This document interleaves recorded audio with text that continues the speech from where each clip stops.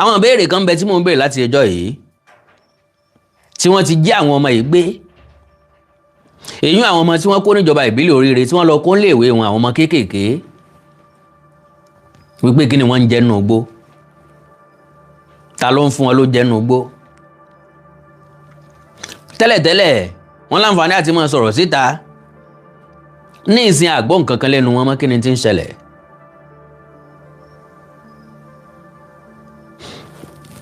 ọmọ táwọn ajínigbé jí gbé tí wọ́n gbé lábẹ́ òbí ẹ̀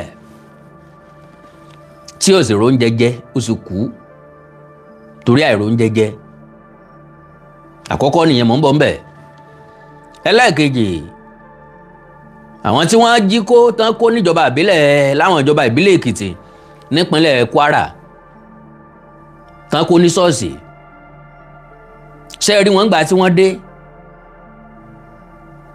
kẹ́rí bí wọ́n ṣe gbẹ nǹkan pè ní malnutrition ń bá wọn jà wọn ò róúnjẹ jẹ wọn ò jẹun wọn ò lè jẹun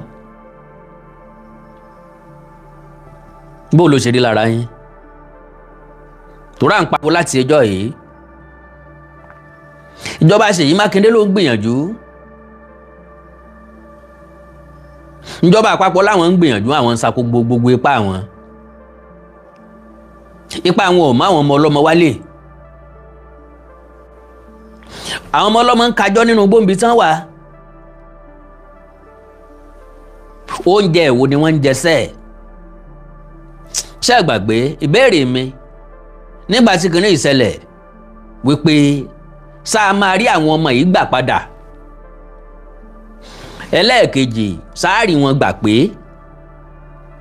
ẹlẹ́ẹ̀kẹta ṣé wọn ó pè padà pẹ̀lú ẹ̀ẹ̀tì wọn ṣé yóò pé ṣé yóò complete padà tán bá dé mi ò rí èèyàn kankan dá mi lóhùn o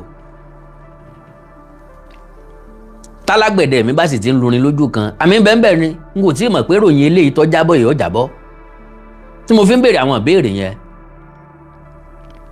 lóòótọ́ à ń sọ̀rọ̀ tiwa ẹ̀yin ń wò ó ẹni tó rí gẹ́gẹ́ bí tó wà important wọ́n bá wa pín ìjọba ń gbọ́ ṣùgbọ́n gbèsè kankan ò wáyé ní tíjọba ó sọ fún wa náà ni pé àwọn ń sapá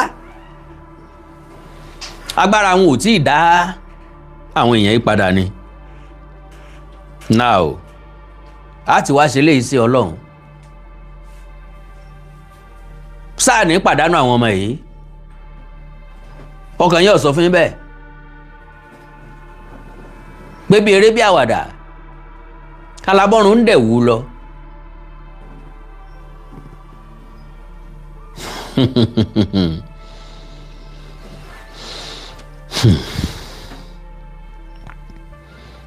ń ta rò pé yọ wọ́n bóró ṣe ló ti pọ̀n mẹ́rù kọ́ ọ̀rọ̀ tó a rò pé yóò bí ìgè ó bí àdùbí gbogbo ọmọ káàárọ̀ oòjíire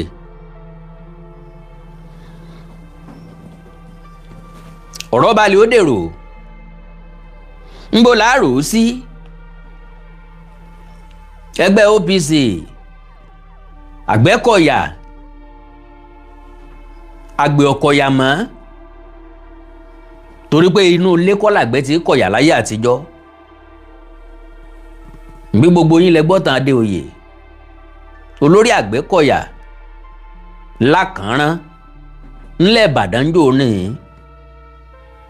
àwọn tí wọ́n ń pè lákọ nínú Ìgbòho lòun tó jáde tó tún fẹ́ kọ̀yà fáwọn ọmọ káàárọ̀ oòjíire ẹgbẹ́ OPC Àgbẹ̀kọ̀yà àtàwọn ẹgbẹ́ bẹ́ẹ̀ bẹ́ẹ̀ tí wọ́n kóra wọn jọ àwọn ẹ̀sẹ̀ ń ṣe press conference iná ń jó wèrè ní Lagota ọ̀tọ̀ ní ta ní kókó bó wọ́n bọ̀ tó lèyí tí ń bọ̀ after press release after press conference ó tún di wẹ́lo kí làbájáde press conference wọn ká lè mọ̀ pé àwọn náà exist ká lè mọ̀ pé wọ́n wà láyé ká lè mọ̀ pé wọ́n ń bẹ kí láǹfààní Mercedes Benz tó wà lórí odó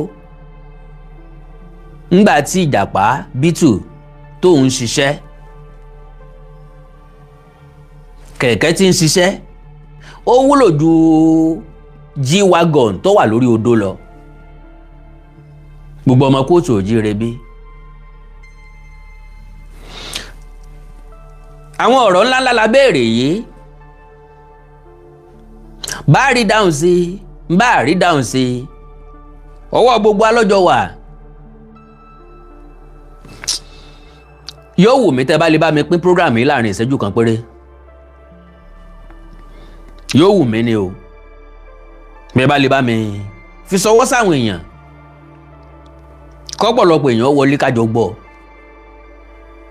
lẹ́ẹ̀kan náà kájọ mọ ibi tá a fẹ́ dorí ọ̀rọ̀ kọ. Ọmọ tájínigbé jí gbé ó kú sákóló wọn torí àìróúnjẹ jẹ. She dying of hunger. Àwọn tí ìpínlẹ̀ Èkìtì tẹ́ bá rí bí wọ́n ṣe ń gbé odidi àgbàlagbà bọ́n ṣe ń gbé wọn jántó wọ́n ti ké egun kàn gbé wọn lọ ilé ìwòsàn. Ẹ ti rí bí àpá ti jojú ara rí. Ṣé ẹ ti rí bí tí ẹ̀gbẹ́ ti gbé jọ ẹ̀ lọ. Mo ní ṣé ẹ ti rí bí tí opó ti pé tó ti gbé jọ àtọwọ́fẹ́. Ó dìgbà tẹ́yìn bá fọ́ ká tó máa ṣáájò káàkiri. Wọ́n gba ránsọ́ọ̀mù tó yẹ kí wọ́n gbà wọ́n gbà. Wọ́n release wọn after how many days? Ọmọbìnrin tó kú sákóló ajínigbé yìí after 67 days láì jẹ. Béèyàn ń gba marathon gan yóò sínú láàkó kan. So ńbo ni a ti bẹ̀rẹ̀ mọ́rọ̀ sọ. Wọ́n tó ní àwọn agbébọn pa rìtáyà ọ́físà tàbí rìtáyà àmì. Bó láti ṣe.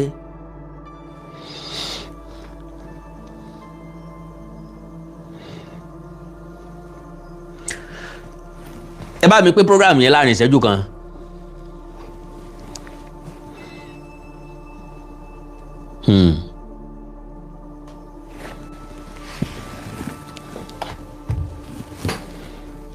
Wá ń gbọ́ kẹ́síkó àyà mi ń já.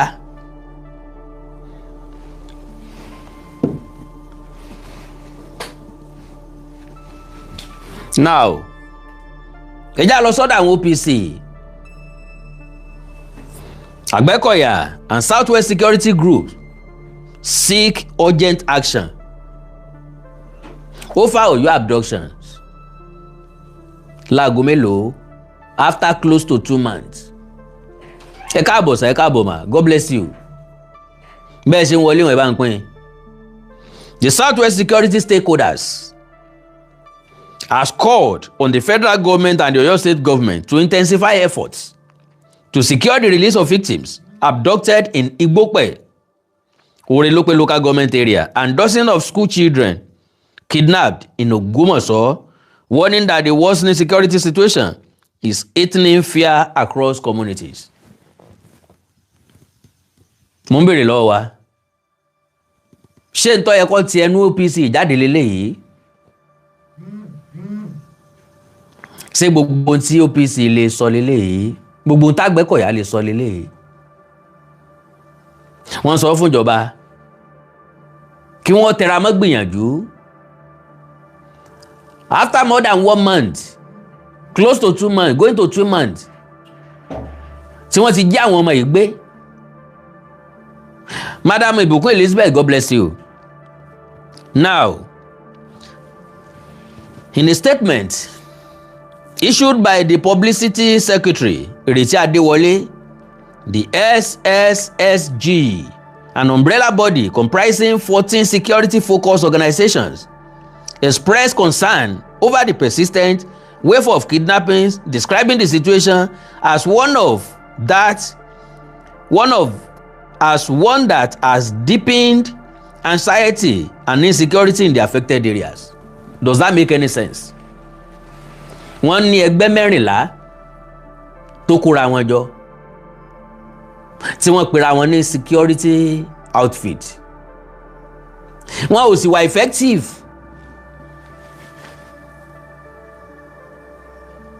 So kí láǹfààní wíwà wọn ńgbà tí wọn ò ṣiṣẹ́? Okay o, the coalition includes the Odua People's Congress OPC, Àgbẹ̀kọ̀yà Society ó di 2, Àgbẹ̀kọ̀yà Peace Movement ó di 3, Àgbẹ̀kọ̀yà Solidarity Movement ó di 4, Vigilante Group of Nigeria ó di 5, Professional Hunters Association of Nigeria ó di 6, Oòduà Warriors ó di 7, Vigilante Jahun ó di 8, Comsaic ó di 9, Ìṣọ̀kanlẹ̀ Oòduà ó di 10, Ẹgbẹ́ Obìnrin Oòduà Àgbáyé ó di 11, and Ọmọ Oòduà United, among other security organizations. My question òun ni pé gbogbo ẹgbẹ́ tán dárúkọ wọn yìí, eskisma mélòó nínú wọn lẹ́yìn gangan gbọ́ rí? Ọjọ́ wo ni wọ́n dá ìrù ẹkùn kalẹ̀? Throughout the federation ni wọ́n ti gbọ́ nípa ìrù ẹkùn. That is effectiveness. It is not how well, it is not how far, but how well. Ẹgbẹ́ bíi 14 kóra wọn jọ, wọ́n pera wọn conjunction láì ṣe pé mákẹ́tà méjì fẹ́ gbé fíìmù kan jáde. Wọn ò dẹ̀ rí nǹkan kan ṣe sí insecurity ní South West tàbí ilẹ̀ Káàárọ̀ Oòjíire. Níbo làwọn ẹgbẹ́ ìwà kóra wọn sí tán ti ń ṣèpàdé? Àbí press conference nìkan náà ni wọ́n lè ṣe? Wọ́n unite láti ṣe press conference.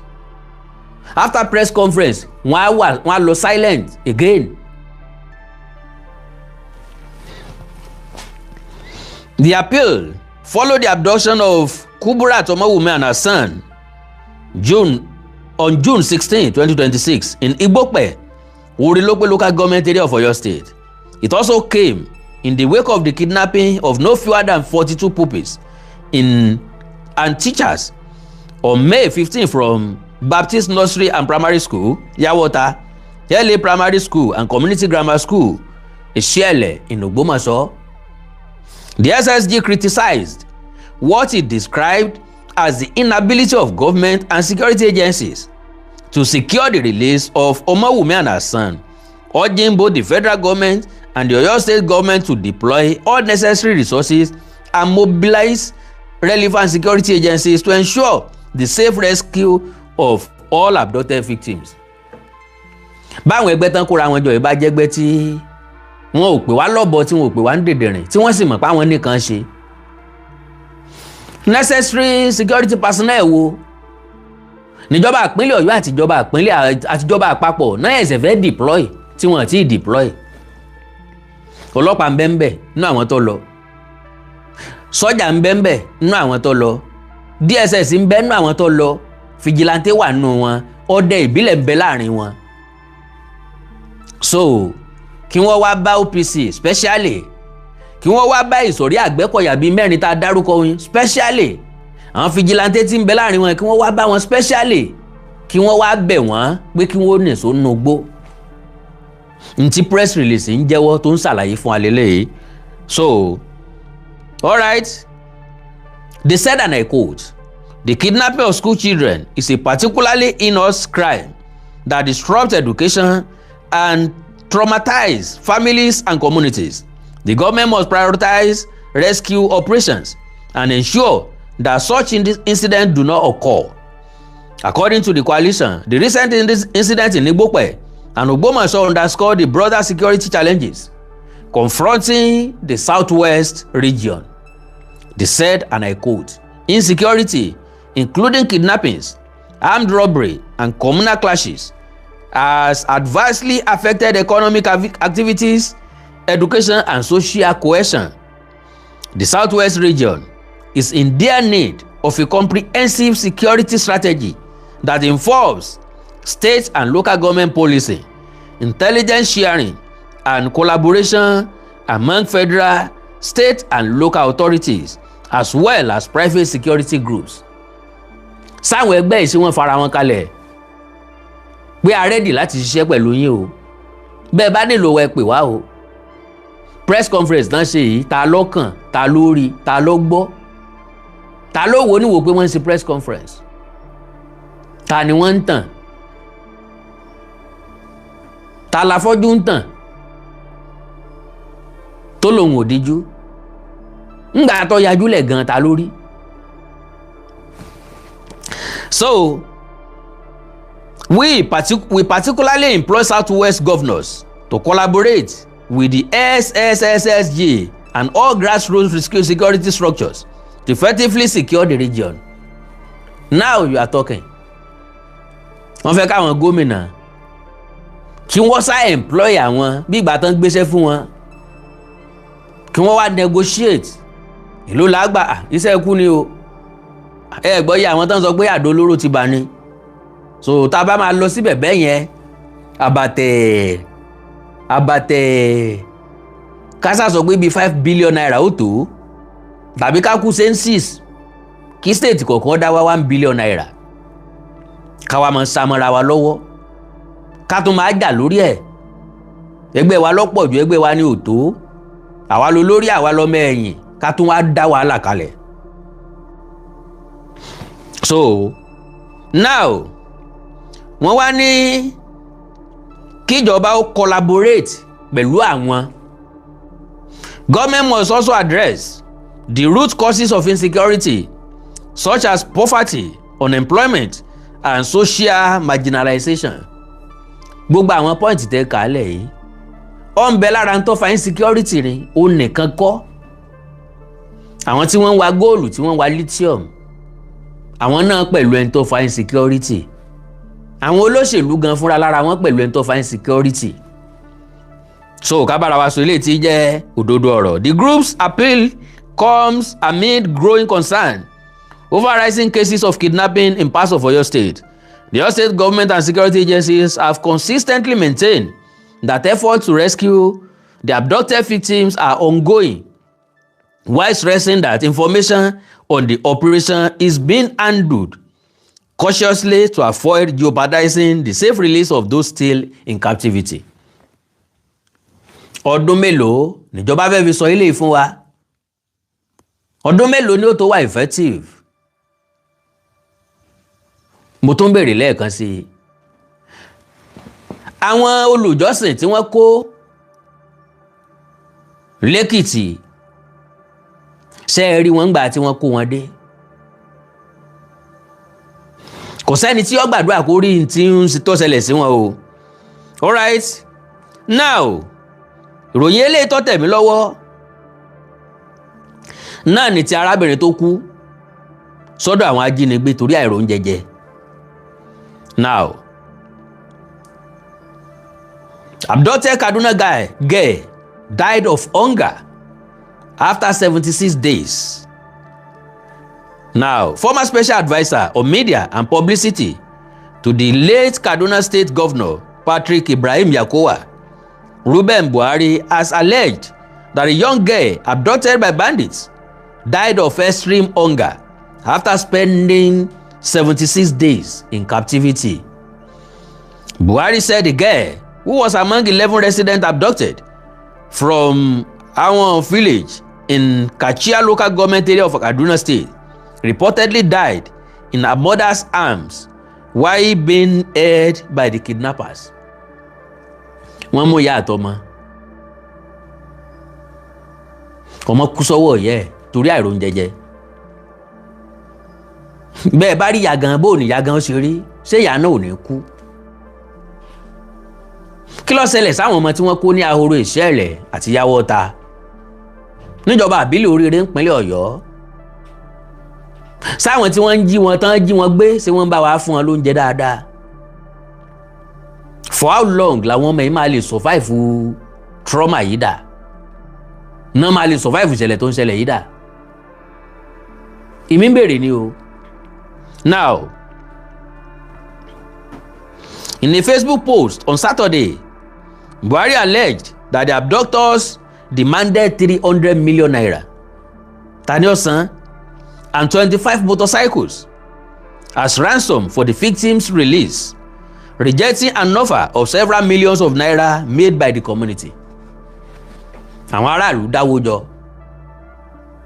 wọ́n ní kí wọ́n kó fún wọn àwọn ajínigbé láwọn gba 300 million naira atálùpùpù ọ̀kadà 25 wọn kìíní ti wá di jẹjẹrẹ sí wa lọ́rùn wọ́n wá ń kó wa jẹ bó ṣe wù wọ́n kò sí wàhálà.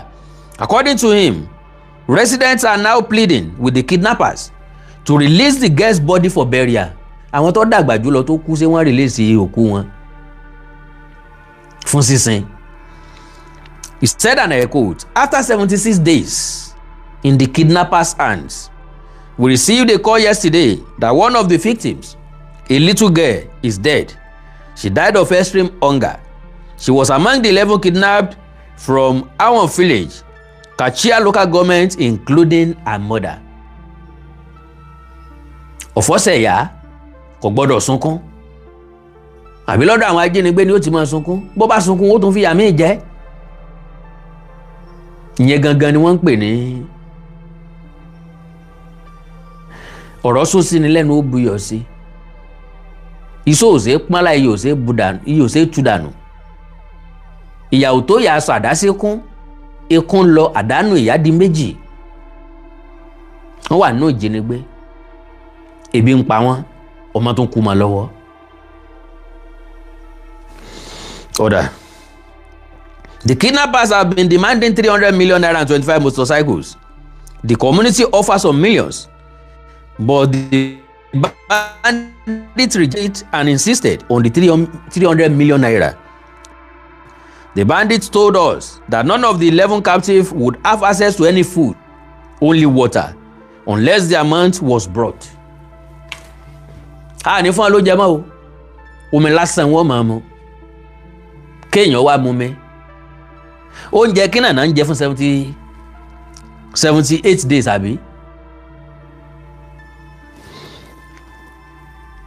Ọlágbára o. He further alleged that the captives were taken once daily to a nearby stream to drink water before being escorted back to the camp. No pure, no bottle, wọ́n mọ̀ lọ sẹ́gbẹ̀ẹ́ odò. Ó yá fọwọ́ gbé omi díẹ̀ mu ká tó mọ kó ń lọ bí tá a kó yín sí. Ọlọ́run dàjọ́ o. He said, and I quote, "They said that once a day they will be led to a small stream close by to drink water and then escorted back. The 4 children among the 11 were the hardest hit. After drinking only water for days, they had been crying consistently. It was reported that the little girl kept crying from hunger until she felt silent." Ọmọ èké sunkún kò sókun mọ́ láti ké ọmọ kú. She died in her mother's arm. We are currently begging them to give us the body for burial. Efforts to confirm the incident with Kaduna State Police Command were unsuccessful. Náà ni ṣé mọ̀ pé tó bá ṣẹlẹ̀ síyàn ilé yóò fi jìrọ̀ ìmí. Ilé ìtọ́ ṣẹlẹ̀ yìí táwọn ọmọ kéékèèké ń bẹ́ńbẹ́ yìí ni mo fi ní káṣírò ti ahoro ìṣẹ́ ẹ̀lẹ̀ níjọba àbílẹ̀ Oríire níbi tó ti jẹ́ pé kìkìdá ọmọ kéékèèké làwọn tán kó yàtọ̀ sáwọn olùkọ́ wọn nìkan tó dàgbà. Kí làwọn ọmọ yìí ń jẹ for that long period of time? Ìgbésẹ̀ wo làwọn ajínigbé yìí ń gbé for that long period of time tí wọn ò gbọ́ mo kó látọ̀dọ̀ ìjọba? Ṣèjọba ń gbọ́rọ̀ látọ̀dọ̀ wọn? Ìjọba ọ̀kan sọ fún wa ni àbí ìjọba náà gbọ́ látọ̀dọ̀ wọn? Ṣé lóòótọ́ wọn ti kó wọn lọ Kaduna àbí lóòótọ́ ni wọ́n wà ní inú igbó Old Ọ̀yọ́ National Park? Gbogbo àwọn ìbéèrè yìí ńlá ní tawọ́tasẹ́ o. Àná lọ́jọ́ 4 àná náà wọ́n tún pa ọ̀gá iléeṣẹ́ ológun. Government kill retired army officer, abduct woman in Nasarawa. Suspected gunmen had abducted a woman and paying a retired Nigerian army officer during an attack on a residential community in Nasarawa State bordering the Federal Capital Territory, FCT. The development was disclosed in a report by Sagazola Makama, a counter-insurgency and security expert covering the Lake Chad region. According to the report, the incident occurred at about 12:45 a.m. on Friday at plot 038 PSC community located along Nasarawa FCT border near Jikwoyi. Makama reported that the attackers invaded the residence of 46-year-old Silas Uriche and abducted his wife, Bukola Oluwatoyin Silas, 40-year-old, before taking her to an unknown destination. Okay. The report, the report further stated that the community chief security officer, Master Warrant Officer Ruben Yewa, a 61-year-old retired Nigerian Army personnel, reported to the scene in an attempt to assist the victims, but was shot by the attackers. Ó fẹ́ ràn yàn lọ́wọ́ ńlọgbà kó ń kúkú yìí o. Ó fẹ́ ràn yàn lọ́wọ́ kíkan má jí ẹni tán fẹ́ jí gbé lọ gbé ńlọ́pàdé kó òjijì. Àwọn kan mọ̀ pé ogun ni, àwọn kan mọ̀ pé ìdí ni, ìdí ló dì, àwọn kan mọ̀ pásàsí ni. Ìyàwó àtọmọ mọ̀ pé kíni ń wá kiri.